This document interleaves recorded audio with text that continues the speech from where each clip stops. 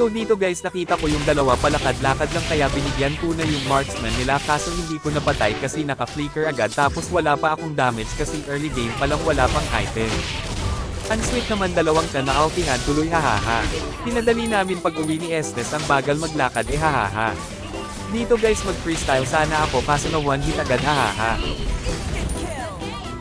Dito guys nakasalubong ko yung marksman nila pitasin ko sana kaso may kasama kaya napa-atras na lang ako. Music please.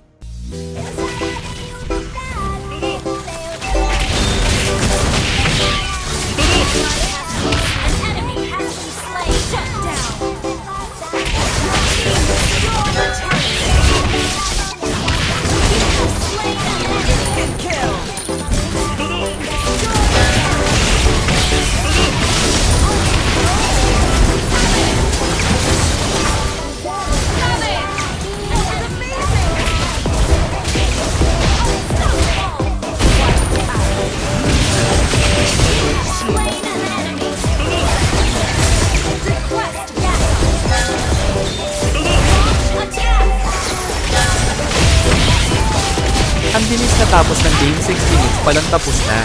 Kung hindi ka pa naka-follow sa aking page baka naman.